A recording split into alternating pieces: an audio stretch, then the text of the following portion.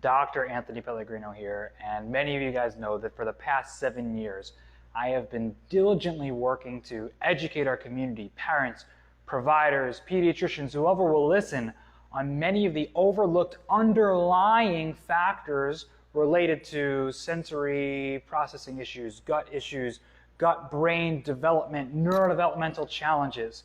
And typically, we do a workshop in our office where we have 60 to 90 minutes to break down all of the different underlying factors of what we see on a daily basis and what typical brain development can look like and what deflections off of that path show up as. But I'm going to do my best to make this as easy as I can and break this down quickly.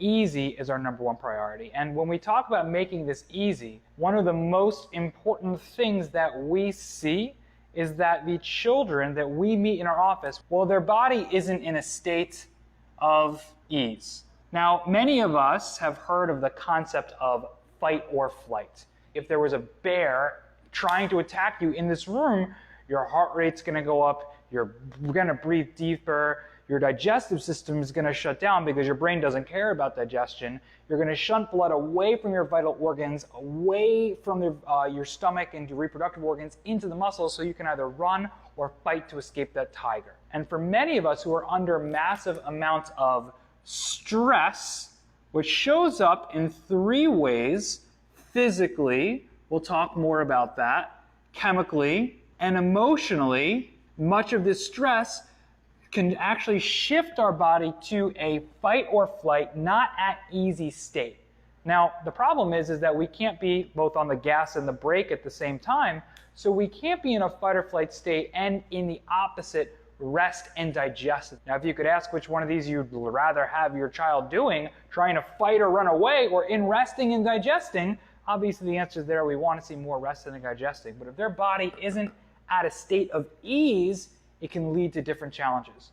Which brings us to point number 3, is that many of these kids that we see, their first year of life, they're coming into this world, it probably wasn't easy. We have conversations with parents all the time, and we see that there's lots of massive amount of fertility stress, lots of stress prenatally, different things that might happen during a stressful, risk-based pregnancy. And about 85 to 90% of the time, what we have seen is that even this child coming into the world, their birth process wasn't easy either. Whether it's via Pitocin, which causes the uterus to contract more strongly, or vacuum extractions or forceps or cesarean section, what we find is that oftentimes when we see these challenges, the risk or the rates of intervention are much higher because they're coming into the world harder. Obviously, all of these interventions should be used in life-saving scenarios, so I'm not necessarily saying that they're wrong or they're bad when used appropriately. What I am saying is that if there's something that was immediately causing difficulty getting our body into a state of ease as we come into the world, then that's something that we should know and should be addressed. And that brings us to not just the birth process itself, but a lot of these kids had a difficult 0 to 3. We might have difficulties with colic or reflux as an infant, difficulty breastfeeding as we had difficulties turning our head from side to side, maybe because of subluxation or misalignment of the upper neck and the cranium and the TMJ. And we had problems with plumbing and pooping. We had difficulty with constipation, maybe difficulty sleeping at night because babies are supposed to do 3 things, which is eat, sleep, and poop. Difficulty with any of those 3 things can be because the body nervous system isn't in a state of ease. From there, we grow out of that problem, but many of you guys have noticed we never grow out of something, we always grow into something else.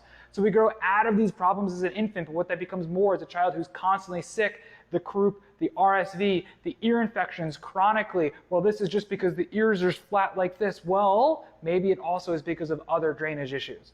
And we continue to grow out of those things from 0 to 3, and it shows up as the sensory issues, the difficulty with clothing, the phone calls that we get from home, the wondering, is my child a bad kid or is there something else going on? There's no such thing as a bad kid. Behaviors are windows to the brain.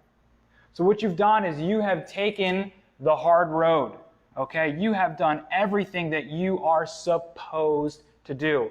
I've done PT, OT, speech, visual processing. I've seen my doctor. I've tried medications, essential oils. I've gotten rid of every chemical in the house. Oh my gosh, I'm using baking soda or whatever. Tide does not touch my child's clothes. We've cut gluten, we've cut dairy, we've cut this, we've cut that. We've revamped our whole life, and it's gotten to a place and we have plateaued. You guys have done everything, and we have this conversation all the time. I know where you're at because I've sat across from you, your sisters, your friends, your cousins, every day having this conversation. And you're stressed, you're worn out, you're burnt out. There might be one thing that is missing. The most important thing that we look at is a plan. We use specific technologies to look at, is the nervous system in a state of ease? Is there irritation on the nerves that is causing that child to be in that fight or flight state? Is there something that was missed during this process in the beginning that is leading us to the road that we're at? We put together a specific tailored plan to be able to address those underlying issues, help each and every child blossom at 100% the way that they deserve. This can show up in their lives in a million different ways. Maybe it's just more two-way, receptive and expressive language. Maybe it's a child who stims a bit less, picks less at their nails. Maybe it's a child who just poops better or sleeps better. What we know is that each child deserves the opportunity to have their body, their nervous system in a state of ease and see what it is like as they begin to unwind and blossom into the child that they deserve to be. I have a workshop coming up over the next couple weeks going through this exact topic, going through exactly what this looks like, what neurotypical and deflected brain development looks like, and most importantly, the plan that you all can take specific to yourself, begin to do to really help your child develop at 100%. Comment workshop below, and I would love to get you the information, to get you there, to get registered, to learn more about the one thing that you have been missing. See if it makes that little bit of difference.